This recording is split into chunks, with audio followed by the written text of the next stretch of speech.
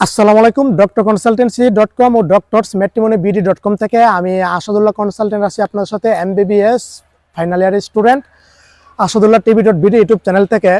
তো আজকে আলোচনা করব মেধা ও অসচ্ছল কোটার সম্পূর্ণ গাইডলাইন নিয়ে। হ্যাঁ, আপনারা সম্পূর্ণ গাইডলাইন আজকে আমি A to Z বর্ণনা করব।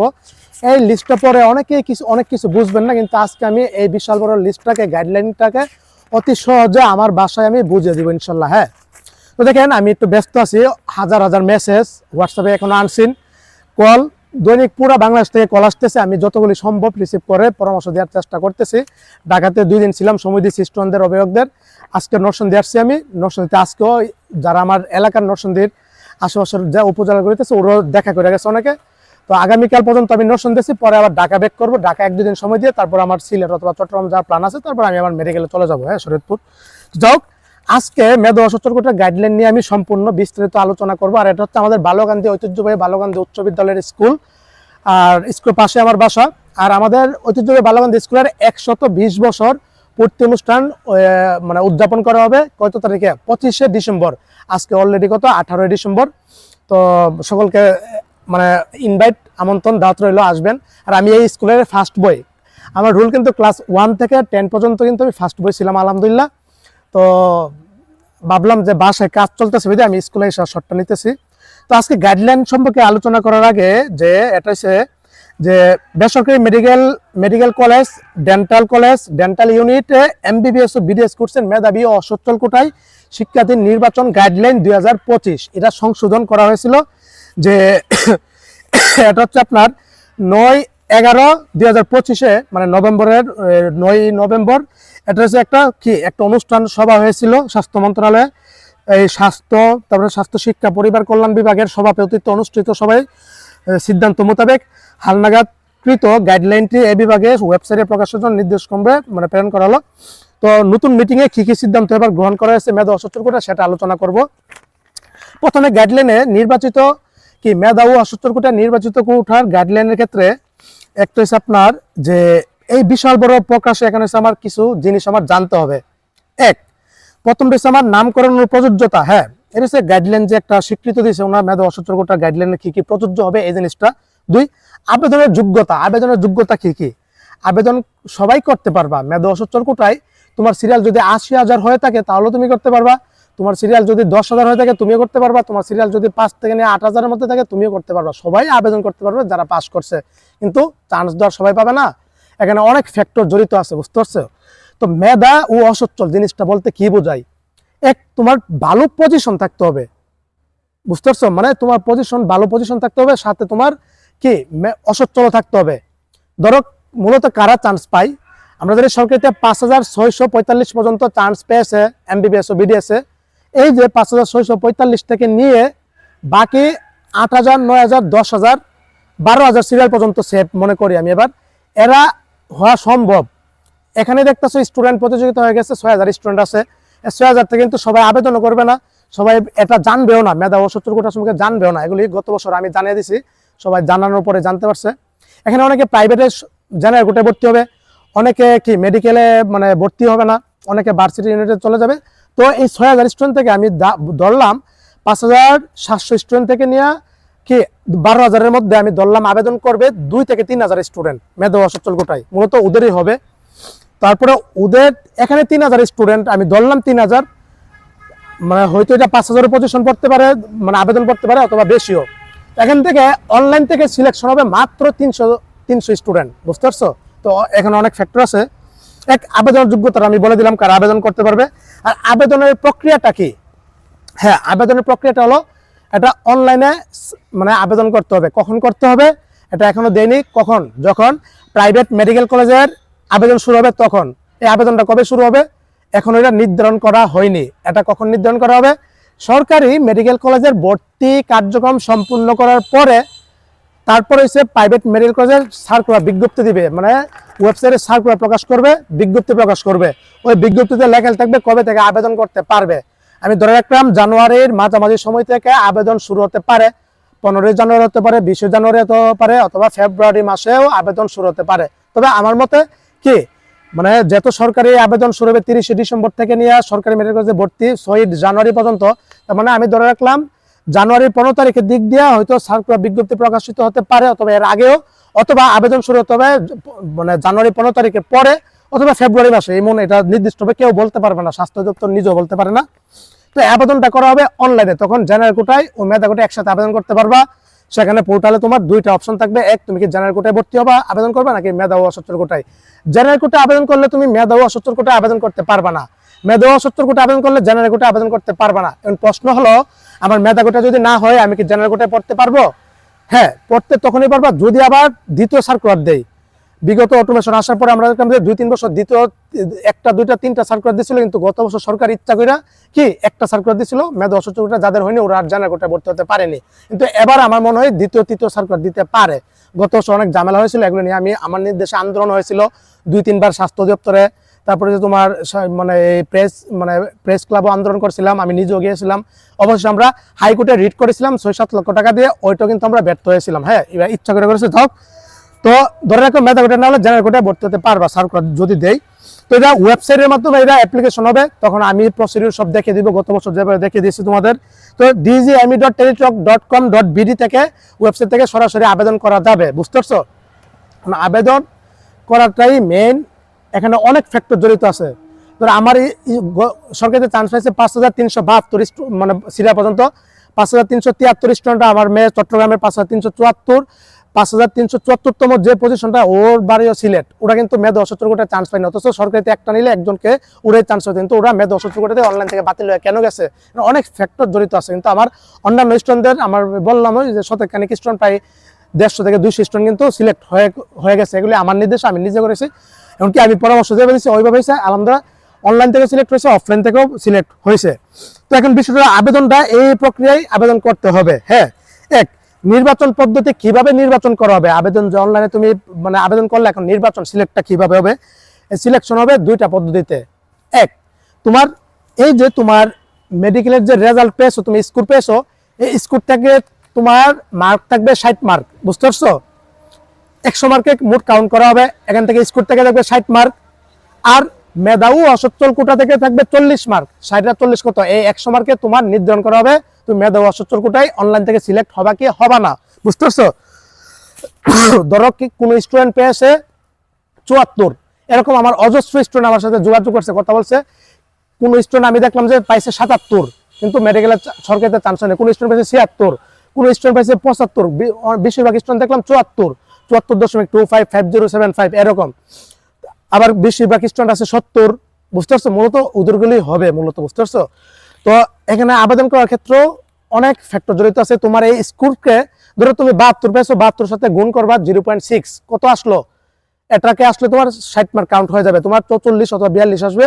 তো এই 60 মার্ক থেকে 60% মার্ক নেবে কি? তো তোমার 72 সাথে 0.6 গুণ করবা, তুমি 70 পেয়ে থাকো, 70 সাথে 0.6, এই 60 মার্ক থেকে তুমি কত পাচ্ছ এটা হিসাব হয়ে যাচ্ছে। বাকি থাকলো 40 মার্ক। এই 40 মার্কের হিসাবটাই এখানে মেন ইস্যু। এই 40 মার্ক হিসাবটা কিভাবে করা হবে? এই 40 মার্ক হিসাবটা 5টা বিষয়ের উপর করা হবে। আবেদনের সময় এখানে 5টা অপশন থাকবে, বুঝতে পারছো? এগুলি yes no, yes no, yes no. তোমার ইয়েস দিতে হবে, ওই নো দিতে হবে, ওই ইয়েস দিতে হবে, ওই নো দিতে হবে। এই ক্রাইটেরিয়াগুলি মারাত্মক কঠিন, মারাত্মক কঠিন। এখানে মেন খেলাটা, এখানে মেন ইস্যুটা, বুঝতে পারছো? এগুলি তোমার পার করতে হবে। তো প্রথম যে জিনিসটা থাকবে সেখানে হচ্ছে, হ্যাঁ এখানে 5টা থাকবে, আরেকটা আছে অটোমেটিক্যালি ওইটা সিলেক্ট হয়ে গিয়েছে। কিভাবে হলো? তোমরা যে মেডিকেল অ্যাডমিশনে অ্যাপ্লিকেশন করছিলে না, সেখানে একটা অপশন আছে মা বাবার বাৎসরিক ইনকাম, অভিভাবকের অথবা বাবার বাৎসরিক ইনকাম। সর্বোচ্চ এটা 1 লক্ষ থেকে নিয়ে 15 লক্ষ টাকা পর্যন্ত ইনকামটা ছিল।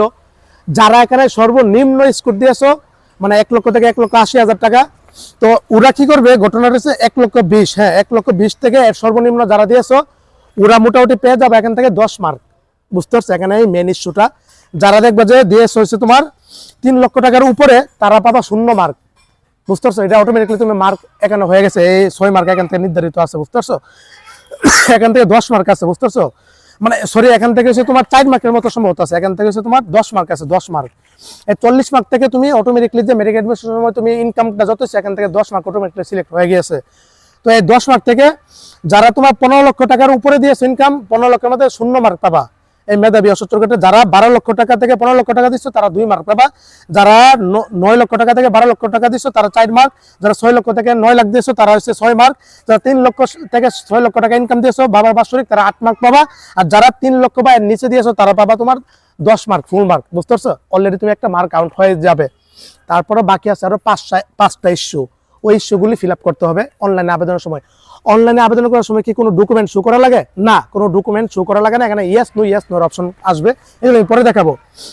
প্রথম যে অপশনটা এখানে হচ্ছে তোমার যে পিতামাতার বাৎসরিক ইনকাম, এটা অটোমেটিকলি তো সিলেক্ট হয়ে গিয়েছে। বুঝতে পারছো?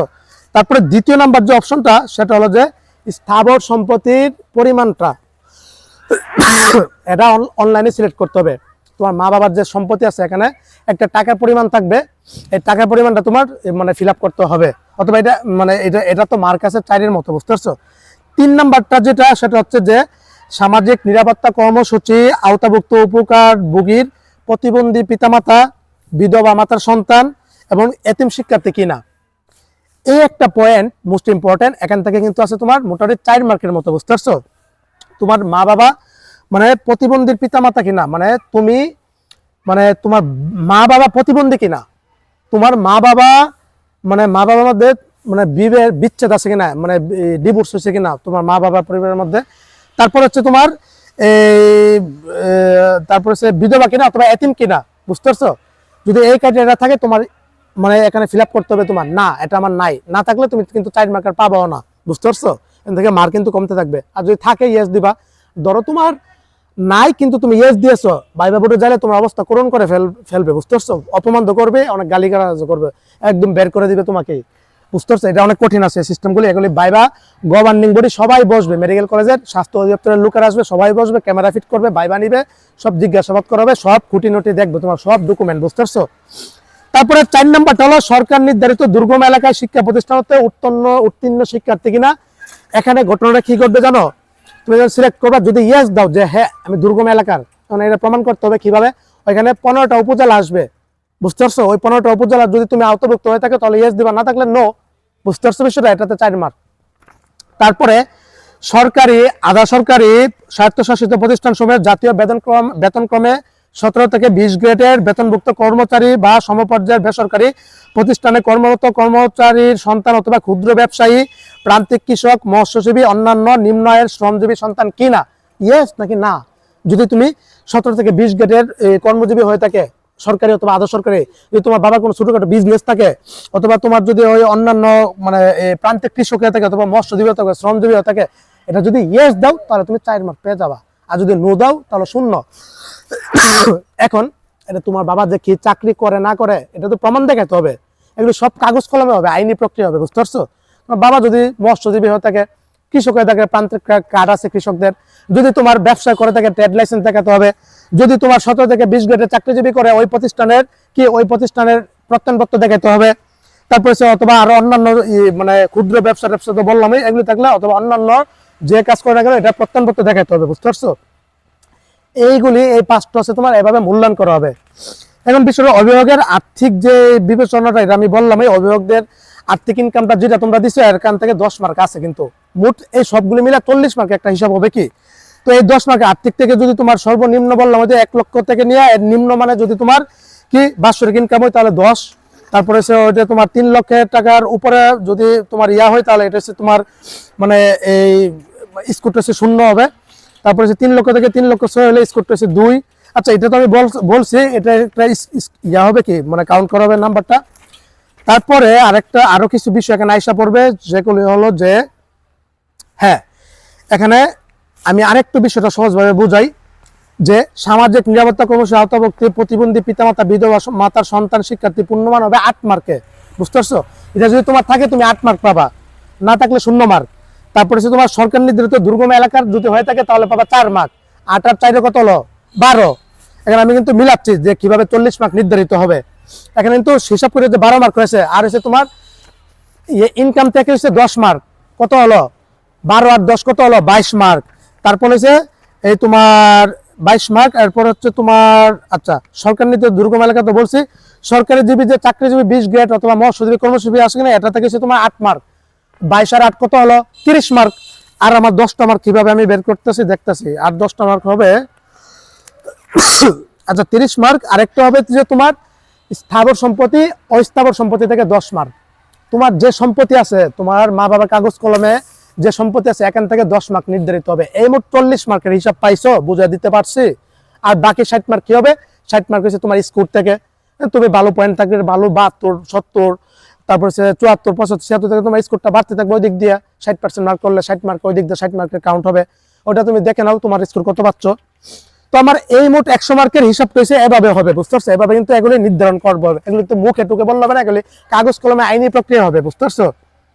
তারপরে না আরো কিছু বিষয় আছে যে ভর্তিচ্ছু শিক্ষার্থীর অভিভাবকের আর্থিক অসচ্ছলতা সংক্রান্ত প্রমাণ দাখিল এবং যাচাইকরণ, এগুলি এখন তোমার যাচাই করবে, বুঝতে? তুমি যে একটা হুট করে এখানে দিয়েছো কাগজপত্র জমা, আর এটা কি ওনারা বিশ্বাস করে ফেলবে? এগুলি পরে যাচাই বাছাই হবে। তো যাচাই বাছাই কিভাবে হবে? স্থাবর সম্পত্তি মূল্যায়নের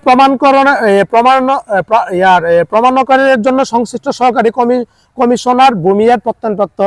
তুমি যে সম্পত্তি দেখাইলা, এটা সত্য কি মিথ্যা না, এখন এটা প্রমাণটা কোথা থেকে আনবা? এই যে ভূমি অফিস থেকে প্রত্যয়নপত্র আনতে হবে। 2, বাৎসরিক আয়ের সাপেক্ষে সংশ্লিষ্ট ক্ষেত্রে ব্যাংক হিসাব, বেতন বিবরণী, অন্যান্য কোনো গ্রহণযোগ্য প্রমাণ। তোমার বাবা যে বাৎসরিক ইনকামটা করে, মা অথবা বাবা যাও, এর প্রমাণ আছে। বেতনভুক্ত থাকলে তোমার ওই ব্যাংক বিবরণ দেখাতে হবে। এই যে এত টাকা যে বেতন পাই, প্রতিষ্ঠান থেকে একটা প্রত্যয়নপত্র নিবা, এভাবে এটা যাচাই করা হবে। তারপরে সামাজিক প্রতিবন্ধী কিনা, তারপরে তোমার মা বাবা প্রতিবন্ধী কিনা, তোমার মা বাবা বিধবা কিনা, তোমার মা বাবা ডিভোর্স আছে কিনা, অথবা তোমার এইগুলি এগুলির জন্য তোমার নির্দিষ্ট কার্ড দেখাতে হবে, বুঝতে পারছো? অথবা এগুলি হলে কিন্তু একটা কার্ড পাই, টিসিবি কার্ড, বিজিডিএফ কার্ড।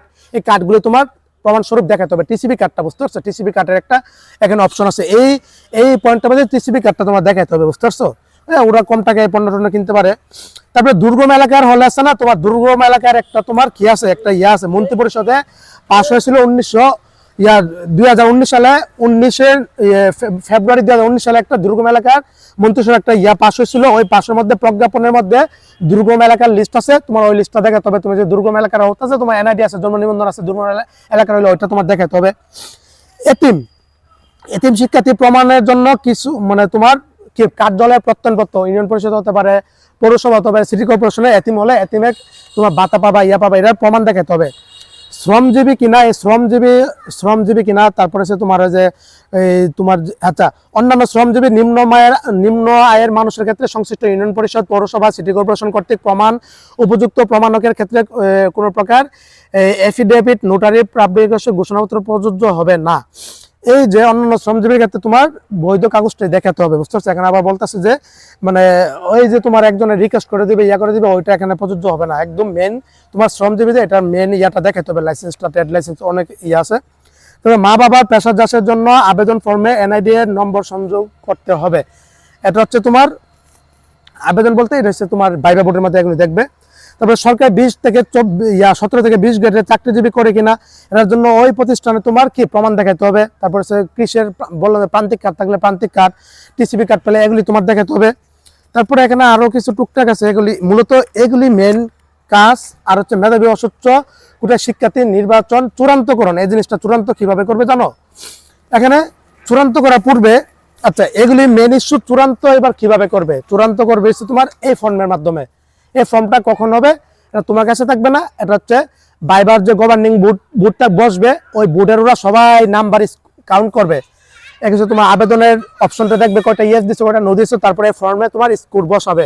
বসা দেখবে 20 জনের ভাইবা নিবে, 20 জন থেকে দেখবে যে কাদের মার্কগুলি এখান থেকে সবগুলি প্রমাণপত্র প্রমাণ আকারে পাচ্ছে, যাদেরগুলি দেখবে যে সবকিছু রিয়েলটির এখানে স্কোরিং করা হবে। এই যে আমি বললাম যে 1টা 2টা 3টা 4টা 5টা, এই 5টার উপর কিন্তু তোমার এখানে 40 মার্ক কাউন্ট হবে।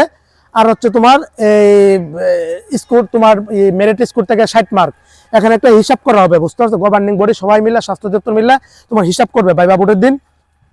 অভিভাবকের বাৎসরিক আয় থেকে কি কত মার্ক তুমি পাচ্ছ এখানে ওনারা এটা কাউন্ট করবে। তারপরে অভিভাবকের স্থাবর সম্পত্তি এখান থেকে কাউন্ট করা হবে। আমি বললাম মার্ক কিন্তু বললে দিচ্ছি আমি কত আছে, প্রমাণপত্র সহকারে পেলে এগুলি কিন্তু ওনারা বসাবে ওই অনুসারে।